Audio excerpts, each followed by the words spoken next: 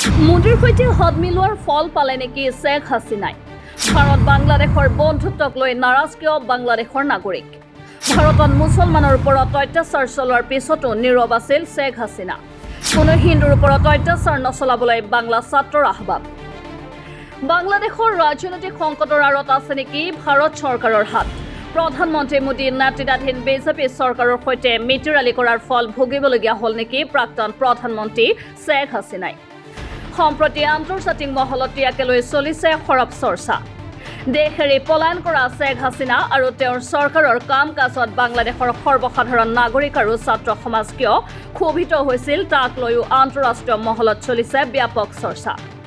উল্লেখ্য যে প্ৰধানমন্ত্ৰী মোদী আৰু বিজেপি চৰকাৰৰ আমোলত ভাৰতত এক প্ৰকাৰ দ্বিতীয় শ্ৰেণীৰ নাগৰিকত পৰিণত হৈছে ভাৰতীয় মুছলমানসকল।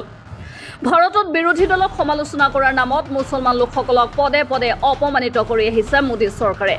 কিন্তু এই সকলো কথা ভালদৰে জনাৰ পিছতো মোদীৰ সৈতে বন্ধুত্ব কৰি আহিছিল শ্বেখ হাছিনাই। কিছুদিন পূৰ্বে ভাৰত ভ্ৰমণ কৰা শ্বেখ হাছিনাই বাংলাদেশলৈ উভতি গৈ ভাৰত চৰকাৰ আৰু প্ৰধানমন্ত্ৰী মোদীৰ প্ৰশংসাত পঞ্চমুখ হৈ পৰিছিল।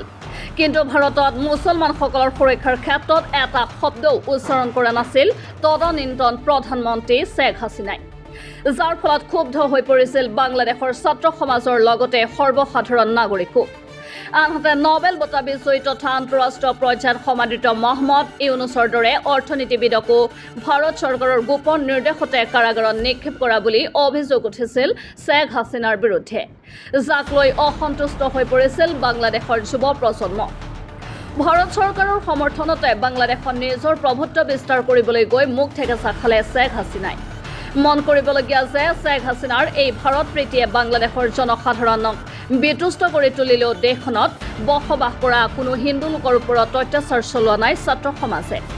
বৰঞ্চ দেশখনত যাতে কোনো ভাৰতীয় অথবা হিন্দু লোকৰ ওপৰত অত্যাচাৰ চলোৱা নহয় তাৰ প্ৰতি সজাগ হৈ আছে বাংলাদেশী ছাত্ৰ সমাজ। শুনক এগৰাকী ছাত্ৰ নেতাৰ সেই মন্তব্য।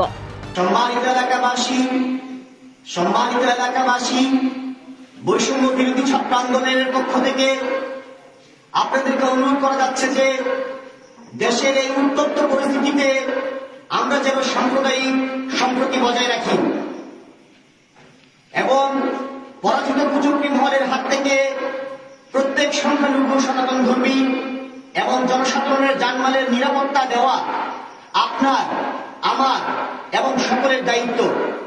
তাই আমরা সবাই যেন সচেতন থাকি। বাংলাদেশৰ ছাত্ৰ সমাজে এই মহানুভৱতা দেখালেও ভাৰত চৰকাৰে বাংলাদেশক লৈ ৰাজনীতি কৰিবলৈ এৰা নাই। ইপিনে ভাৰতৰ কেন্দ্ৰীয় বিদেশ মন্ত্ৰী এছ জয়শংকৰে নতুন দিল্লীত অনুষ্ঠিত কৰিছে ইখনৰ পিছত সিখনকৈ বৈঠক। আনহাতে প্ৰধানমন্ত্ৰী নৰেন্দ্ৰ মোদীয়েও অনুষ্ঠিত কৰিছে সৰ্বদলীয় বৈঠক। মন কৰিবলগীয়া যে বিৰোধী দলপতি ৰাহুল গান্ধীয়ে শ্বেখ হাছিনাক ভাৰতত ৰাজনৈতিক আশ্ৰয় দিয়া হৈছে নেকি প্ৰশ্ন কৰিছিল যদিও এই প্ৰশ্নৰ উত্তৰ দিয়াৰ পৰা বিৰত থাকে বিদেশ মন্ত্ৰী এছ জয়শংকৰ। ইপিনে শেহতীয়াকৈ পোৱা খবৰ অনুসৰি বাংলাদেশৰ শাসন নিজৰ হাতলৈ নিয়াৰ পিছত বাংলাদেশে সেনাই গঠন কৰিছে অন্তৰ্বৰ্তী চৰকাৰ।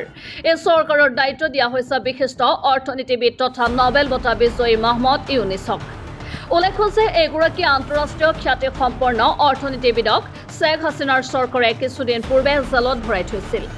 বিশিষ্ট অৰ্থনীতিবিদ তথা আধুনিক বাংলাদেশ নিৰ্মাণৰ প্ৰধান ভোটাজনক জেলত ভৰোৱাৰ আঁৰত ভাৰত চৰকাৰৰ হাত আছে বুলিও অভিযোগ উঠিছিল। শ্বেখ হাছিনাৰ চৰকাৰৰ পতন ঘটাৰ লগে লগে বাংলাদেশৰ সেনাই মুকলি কৰি দিয়ে মহম্মদ ইউনুছক। সম্প্ৰতি মহম্মদ ইউনুছৰ নেতৃত্বত গঠন হ'বলগীয়া চৰকাৰৰ ওপৰতে বাংলাদেশৰ পৰৱৰ্তী ৰাজনীতি নিৰ্ভৰ কৰিব যদিও ভাৰতৰ প্ৰধানমন্ত্ৰী মোদীৰ সৈতে মিতিৰালি কৰি আছে শ্বেখ হাছিনা ক্ষমতাচ্যুত হোৱাৰ লগতে দেশৰ পৰা পলাবলগীয়া হ'ল, সেই কথাই এতিয়া আন্তঃৰাষ্ট্ৰীয় মহলত ব্যাপক চৰ্চা লাভ কৰিছে। National desk, NV Live।